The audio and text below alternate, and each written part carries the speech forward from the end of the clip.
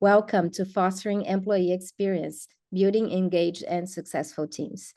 Thank you for joining us today. My name is Fernanda Correa. I'm Business Development at Spring 2 Innovation, and I'll be helping out with the webinar today. We hope you get a lot of value out of the session and enjoy the content, whether you're watching this live or on demand.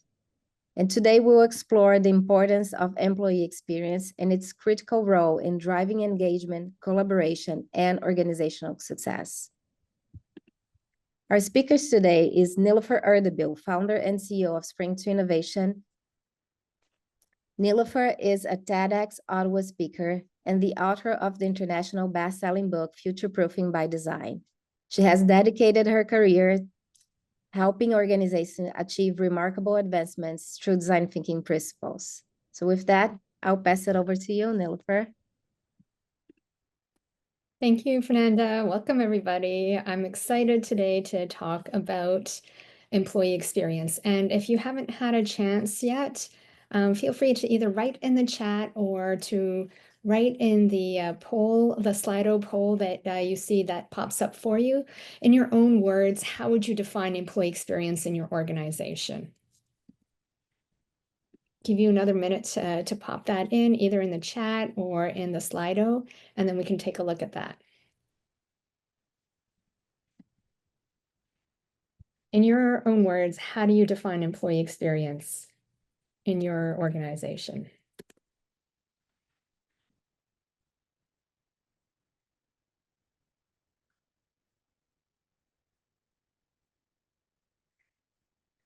So I'll leave it open for another minute or so, but so far comments include employee experience about culture. Some people said inconsistent, badly organized.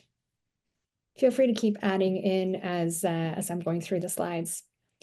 And so when we actually think about employee experience, our definition of employee experience refers to the overall journey an employee has within an organization. So that includes interactions, processes, and the environment that they encounter throughout their time at the company, from basically finding out about the company or the organization to recruitment, to what they're going through on a daily basis. And are you guys able to see my presentation?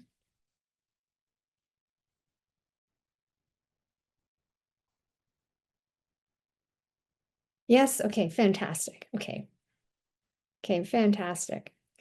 And so as we're thinking about employee experience, it encompasses so much from the cultural experiences with coworkers, with HR, with leaders, to the user experience with technology, to the physical space that we're in. And so there's so much that's involved in employee experience itself. So that being said, we have today's going to be super interactive because we also want to understand the environment that you guys are in. And so our first poll is, does your organization currently have an employee experience strategy or initiatives in place? And you can select multiple. Yes, for strategy, yes, for initiatives that they have going on around employee experience, no, or not sure. So feel free to select the one that you feel best identifies, does your organization currently have an employee experience strategy or initiative in place?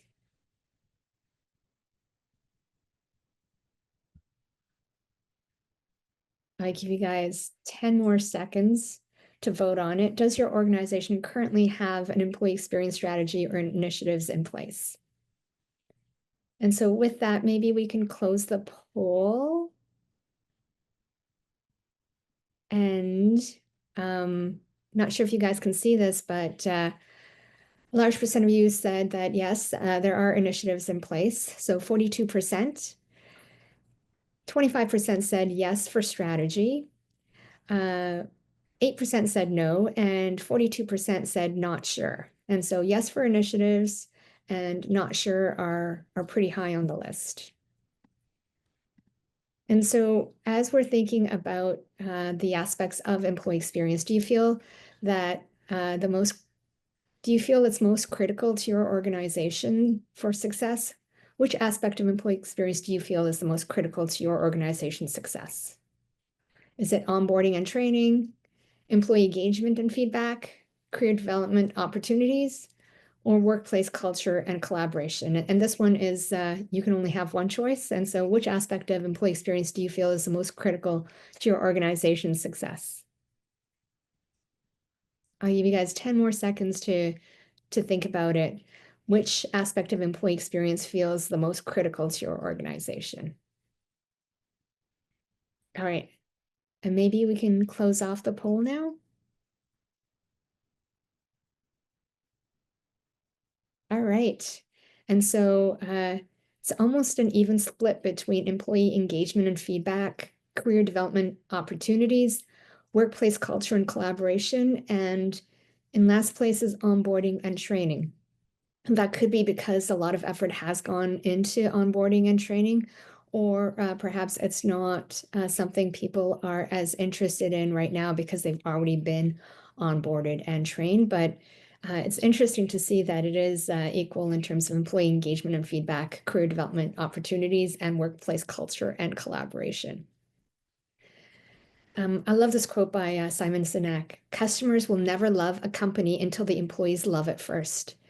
I think there's lots of examples of this in our personal lives of companies or brands that we love, and we can tell that the people that are working there are enthusiastic about it, about the brand, about the company, about the people that they work with as well.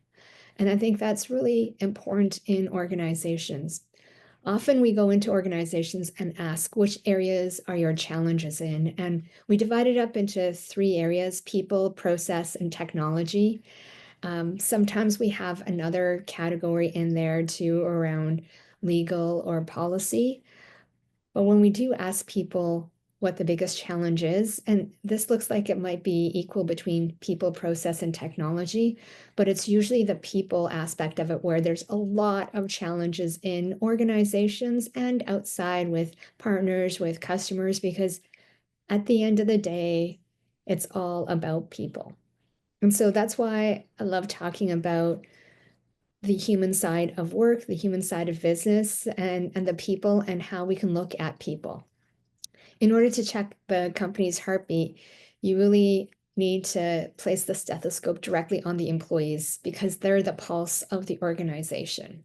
And so, what are some things that employees are interested in? And does your organization actually collect feedback? So, here's a really interesting question is how frequently does your organization collect employee feedback? Regularly, whether it's quarterly or more often, occasionally, once or twice a year, or three, rarely or never?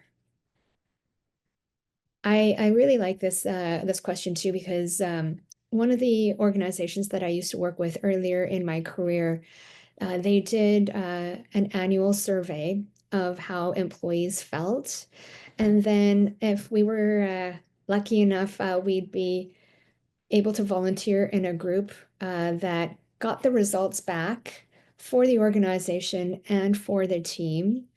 And then we would be part of a team that would analyze that information and try to figure out how we could tackle one or two of the areas that we wanted to improve in. And so I'm kind of curious to see for you guys in the audience, how frequently does your organization collect employee feedback? Rarely, occasionally, regularly, occasionally, rarely, or never? Maybe we can close the poll and check out the answers. All right, interesting. Okay, so occasionally, once or twice a year is the biggest one with 83%, and then regularly is at 17%, which is awesome. That's fantastic. I love organizations that do it quarterly or more often. But this does showcase that once or twice a year is occasional. And as I was talking about the example of the company that I was working in, and we were doing it annually, it did take a long time to get all of the input. And we would do it for the company input, the team input, and then a small team was put together to come up with ideas on how to tackle what's going on to improve the environment. And by the time that was implemented, it was quite a long process. So about probably 5 or 6 months. just in time to get ready for the next annual survey. And so it didn't feel like there was enough being done and not enough being done regularly. And organizations and environments change quite a bit. And so it didn't quite feel like enough to do it once a year. And this is the final activity, and I'm going to talk a lot more about employee experience and also employee experience in times of change.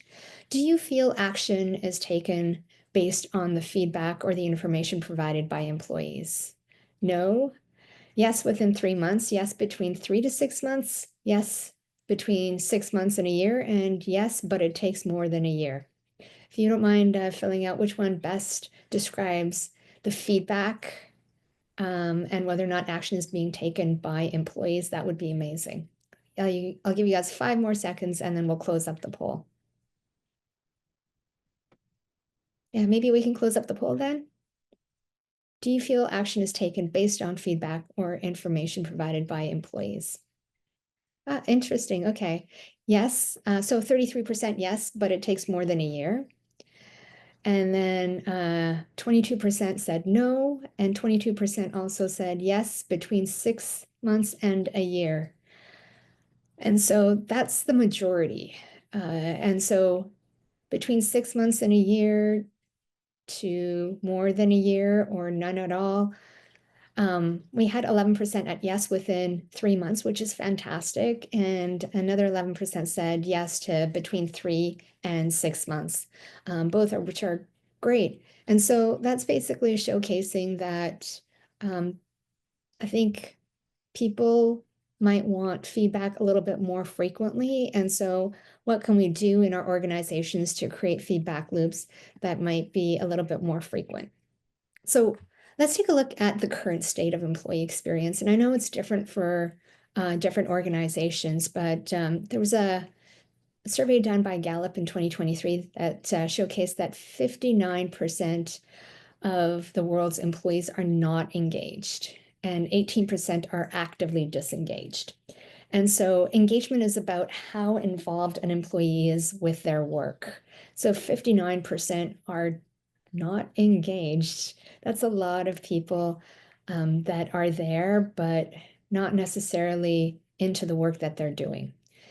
The second stat here is from 2023 again, is 49% of employees feel their organization isn't delivering on the experiences they promised. That's fairly high. That's nearly half. And so as we've gone through the post-pandemic and employees have an expectation of care, employees are still feeling disengaged. And so that means a lot less productivity, higher turnover rates, and people not feeling connected or committed to the company or the company's vision. There's another stat here from 2019, 63% of companies are saying that retaining employees are harder than hiring them. And I think this says a lot about the employee experience. We might be great at recruitment, talking about our brand externally, but once people come into an organization, they don't stay. And it's most likely because that employee experience wasn't what they expected, or they didn't like the employee experience component of it. There's a lot of organizations that are really great at keeping track of the employee engagement stats as well, but it's beyond that. It's what are you doing to increase that employee experience? So one thing I'd love for to understand from you guys is, what challenges does your organization face in creating a positive employee experience? So is it that there's not enough resources to work on a positive employee experience, or there's not the leadership buy-in, or there's difficulty measuring impact? Feel free to write in the chat what you feel are challenges that your organization faces in creating that positive employee experience. And I'll give you a minute to write that in the chat.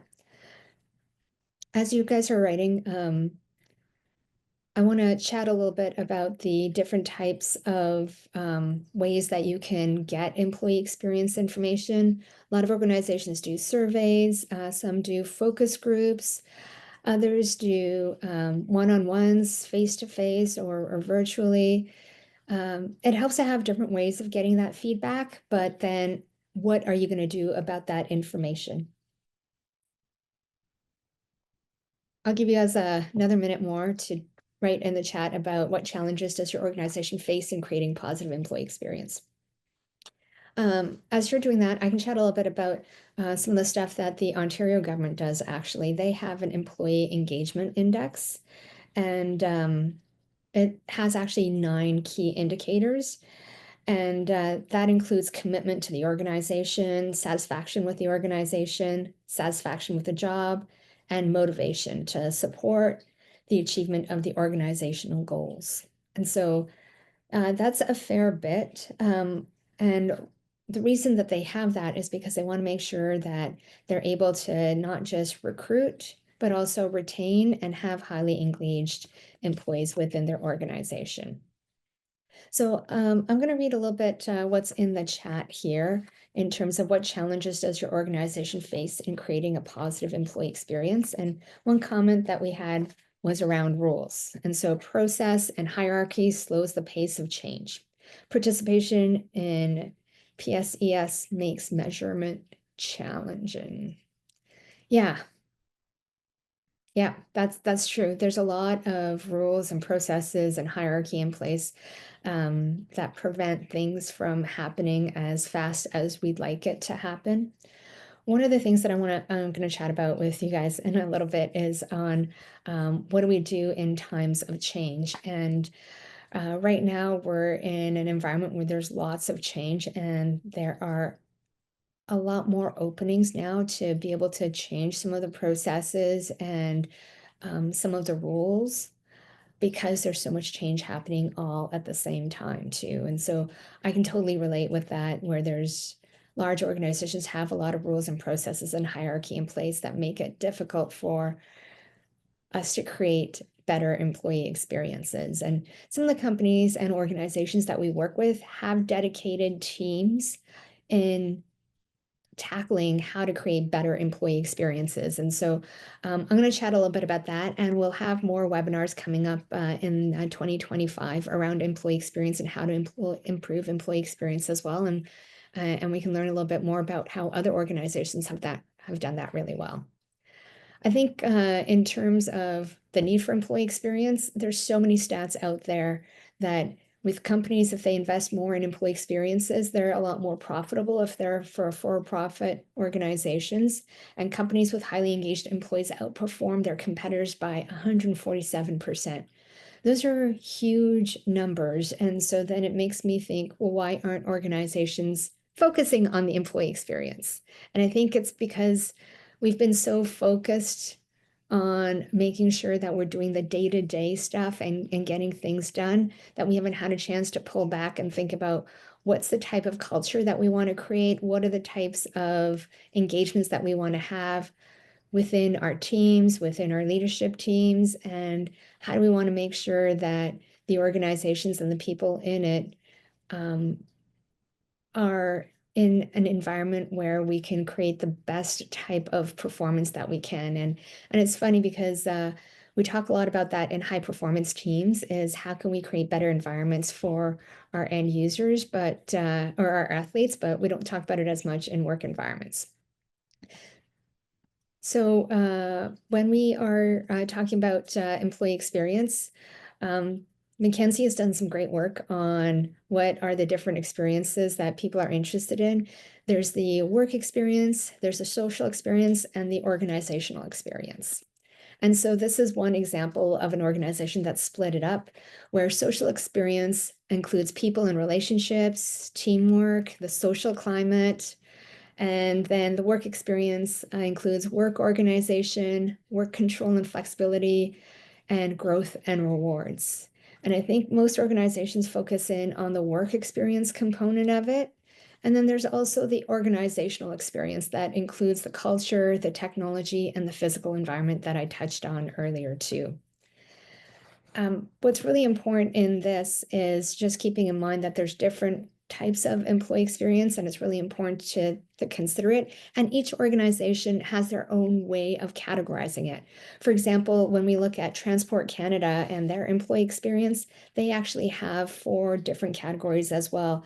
They have unique and interesting work, work-life balance, leaders who support you, and acceptance and equity. So think about what other organizations have used for gauging employee experience and the categories that they've selected, and then think about what makes sense for your organization.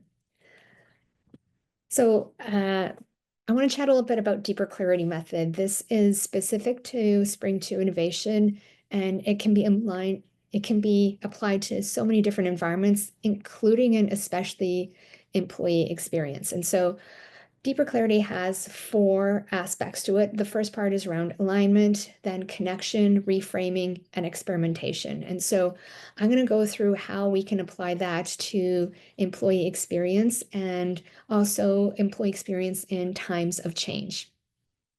So the first step in deeper clarity is around alignment. So around the alignment of the company or the organization's purpose, senior leaders, and the employees' needs. So that includes understanding what problems we want to be solving for our employees in an employee experience environment.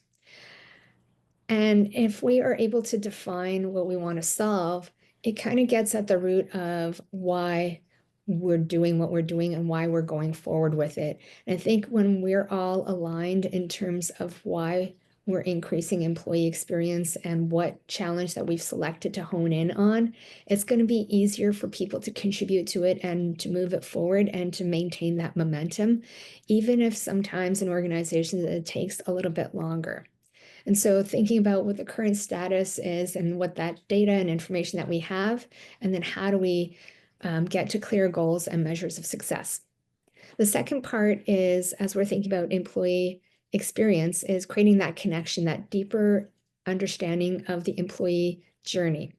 And it's over a large period of time. And so we can break it down like this diagram below is from attraction to recruitment to onboarding, and then retention, development, and offboarding.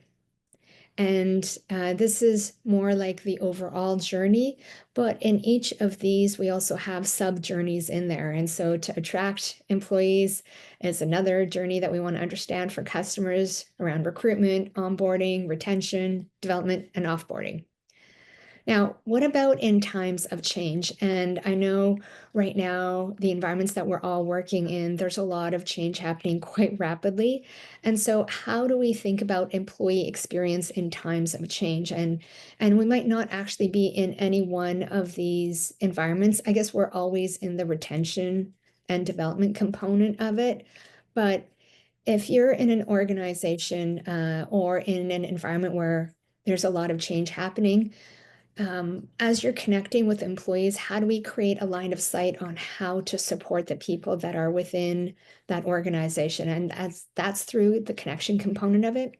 And we need to create safe spaces to gather, to share ideas on what's needed and what people are going through in order to be able to move forward. I know for myself in the past, I've been in organizations where there's been a lot of mergers and acquisitions. And so much change happens in environments like that. And what people don't realize is it's sometimes really hard for the employees that are in there to feel connected to one another, to feel connected to the organization, unless this safe space is created to be able to gather and share ideas. And uncertainty always has an impact on productivity. And so how do we create more certainty for people within organizations through that connection? And how are we investing to manage the impact of change and uncertainty on our employees? We need to support in terms of rebuilding trusted networks, because if we're in an environment where people are shifting quite a bit as well, there's always that need to continuously rebuild the network. And how do we support how people are going to be processing changes? And at times there might actually also be grief too if one group is moved to another organization, or if projects are shut down and people need to move into other parts of an organization. that connection component is super important in terms of the connection to employees and creating better employee experiences through managing those connections. The third step of deeper clarity that I talk a lot about is reframing. How do we look at employee experience? How do we look at the problem and how we solve it? By putting it into smaller pieces and smaller chunks. And so taking that larger challenge that we have around increasing employee experience, chunking it out into different categories, and then breaking that down even further in terms of what are the themes that we want to maybe focus in on and how do we move those forward. Instead of looking at the problem from an organizational perspective, look at it from the employee's perspective and what they want to see. And then reframing in times of change, it's a slightly different lens as well, is if there's a lot of change happening in an organization, and I think about mergers and acquisitions, sometimes some people choose not to stay. And so how do you handle the people that are going to be staying in your organization that are most likely going to have to take on more responsibility and more work? Because the normal way that you approach things isn't going to be working. And so reframing what needs to be done, how do you create better employee experiences for your employees when there's a lot of change happening and more is expected with fewer people. And so part of that, you still need to help build those networks or rebuild them and continue to put people at the center of it, because when there is so much change happening, that connection and that ability to reframe what's truly required is going to be key to making sure that people are staying engaged and are happy about the types of work that they're doing and for the types of organizations that they're working with. And then the fourth phase of deeper clarity is around experimentation. How or what types of small scale testing of prototypes can we do with employee groups? And this doesn't have to be full blown, but what are some things that you can experiment internally to make sure that the people in your organization can get a feeling for the types of solutions that you feel might help out with employee experience? Generating ideas collaboratively and focusing on quick, tangible prototypes. And so sometimes we work on onboarding processes or tools. Sometimes we help out with communications. And so there's different ways of prototyping those to make sure that it's hitting right. And the communication channels are really important to think through as well as part of the employee experience and as part of shifts that happen. There's a branch of science called behavioral insights where uh, it focuses a lot on prototyping and testing of the impact of what you're doing has on the people and trying to figure out what the best way is to nudge people to behave in different ways. And then the most important part of experimentation too is to gather insights from your experimentation. Doesn't necessarily mean that the experiment has done what you want it to do or you're getting the results that you want, but it's looking at what is the information telling you about the prototypes or the experiments that you're running with your employees and the employee experience itself. And um, while things like culture take a long time to better understand, when we are doing experimentation in organizations and people are seeing that you are taking that feedback and input and refining, I think that in itself increases employee engagement quite a bit and the employee experience. I am going to open it up in a minute to questions, but I want to leave you guys off with this quote: "Take care of your employees and they'll take care of you."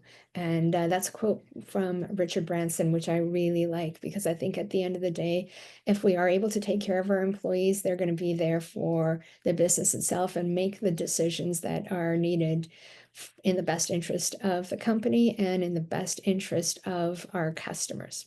So that being said, I'm going to open things up for Q&A. If you have any questions, feel free to pop it into the Q&A or into the chat, and I'd be really happy to answer any questions you might have.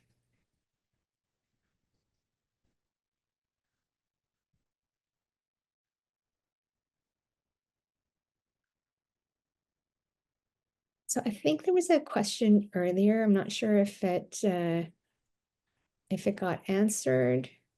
Yeah, it was related to one of the stats that we presented. Yeah.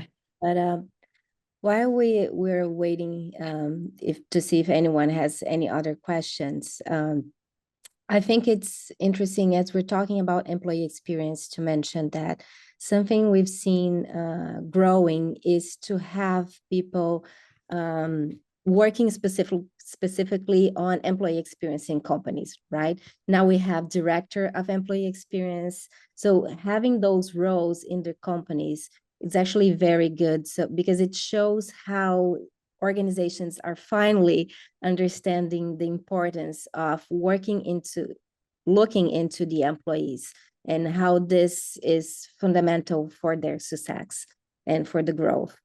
And design thinking is a great tool because it all starts with empathy, right? To understand your employees, what are their needs, what are their pain points. And as we mentioned during the presentation, I think people felt that a lot during the pandemic, with companies shifting really fast to accommodate everyone, to make sure that everyone was able to work in a safely and comfortable environment. And now with the back to work, with a lot of companies, I feel like employees are not feeling that anymore. And that's when organizations are realizing that they need to focus on that and see how they can create those experience and keep them, right? To keep those employees. Yeah, that's a great comment. And it's fascinating how terminology has shifted now. I see more and more organizations that have chief people officers. And I think it's bringing that focus back into the people within an organization that are really the heart of organizations and businesses. And I think just starting out with a terminology is going to make a big impact. And then as organizations invest in the people and in the employee experiences, I think that'll get even better. I don't think we have too many more questions. And so with that, maybe. We just Oh, got we one. do. Okay. We have one more. That's awesome. So how would you advise people to think about the level of rigor that's appropriate for testing, experiments, prototyping? Just try something new and welcoming continuous feedback versus designing more comprehensive experiments with an intervention group or control groups? Yeah, that's a great question. So a lot of the time, what I've found has worked in organizations is that you want to have both going. And so you do want to try something new and welcome continuous feedback while shifting the processes that are already in place. And so designing more comprehensive experiments with those intervention groups and those control groups as well too. And it's both at an organizational level and at a team level as well. I think teams don't necessarily have as much control over designing the comprehensive experiments with control groups, but in their larger departments, they might be able to have that influence. And so if you are in a larger organization, it might be really fascinating to take a look at the different types of employee experience groups that are already in place, especially if you're having annual surveys in order to be able to address some of the challenges that were brought forward in the surveys. And take some time to understand what's happening at an organizational level and what you want to do at a departmental and a team level as well too. I always love just doing the trying things and the continuous feedback. It's also about even before you try things, talking through the people that had the responses to the surveys or the one-on-ones to understand what their thoughts would be on how you would solve it too. Oftentimes in organizations, we talk a little bit about what the challenge is, and then when uh, when it's time to actually solve it, it's usually another group or another individual that goes into doing the solving of that problem, and some of the nuances are lost. And so if you're able to go back to the people that had introduced an area that they might want improved, then I think you're going to get even better results by prototyping and testing with them, or even just discussions before actually implementing it. There's another example here. Can you share a practical example of something that worked and even something that didn't work for a client for spring to innovation? Okay, yeah, that's a really good question. Something practical example is something that worked and something that didn't work. I'm going to first address this challenge too, is sometimes in organizations, if they've been working on employee experience for quite some time and things haven't moved as fast as you'd want them to be moving, or as the employees would want them to be moving, when you bring forward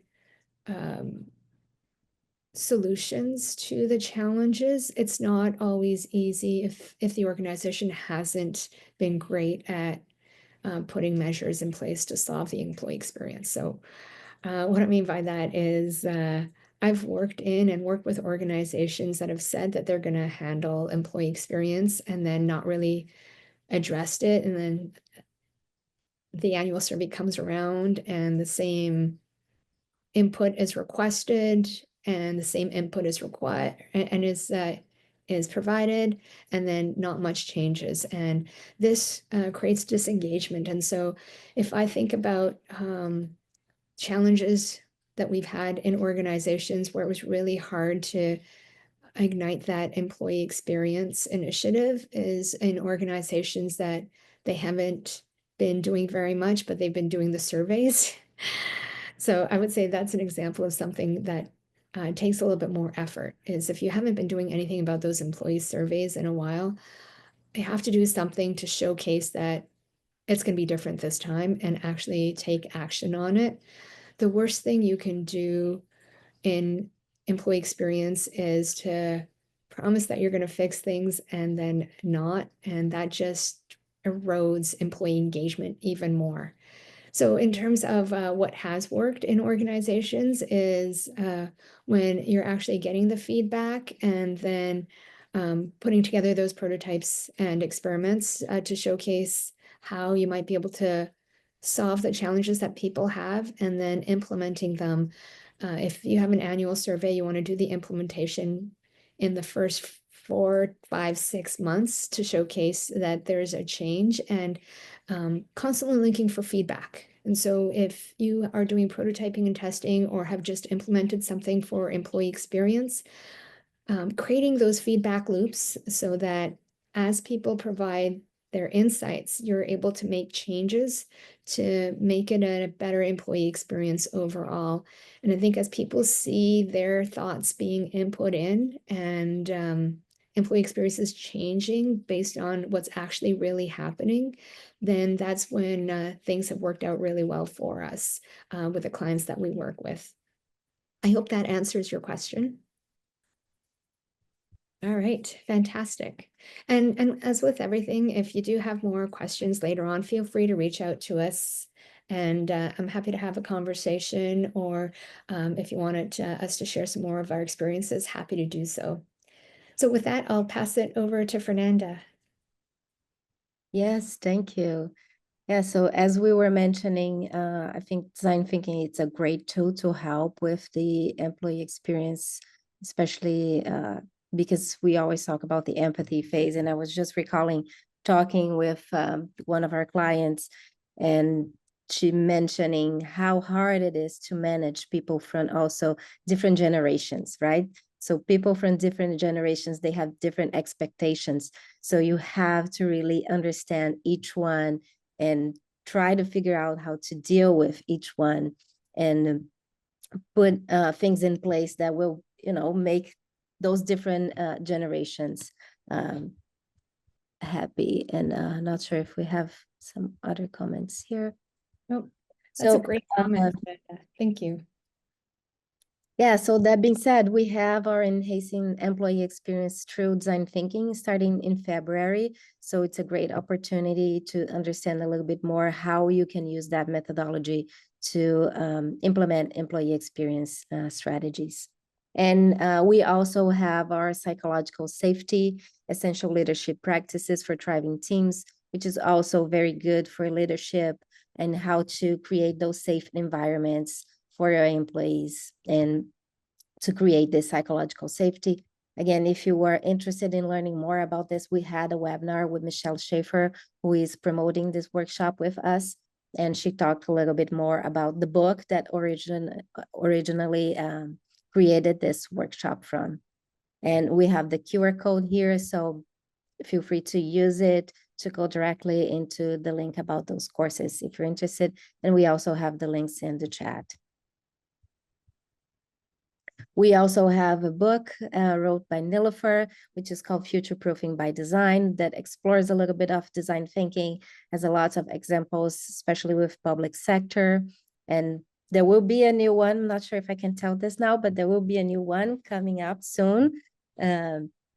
So yeah, it's also a very great resource for those that are starting on the design thinking journey. And thank you so much for showing up today. We hope you liked the discussion and it was insightful and you could learn a little bit more about employee experience and design thinking. We encourage you to continue exploring. We have also our Deeper Clarity Network on LinkedIn, so feel free to engage with us there. It's a good place to share your experiences, to share doubts, and to engage. And for those that may have joined later, you will be receiving a recording of the session in the next week or so. And so you can revisit it and look at any parts that you missed. And additionally, we would love to hear your feedback. So we'll have the survey after you log off. If you could please add your suggestions, we would love to hear your thoughts and any interesting topics that you want us to explore in the next webinars as well. And if you need more information, always check our website. You have our contact information. Feel free to write to us. We truly appreciate your time and interest. We hope you all have a wonderful holidays. Enjoy your holidays. Merry Christmas, everyone. And thank you so much. Enjoy the rest of your day. Bye. Thank you.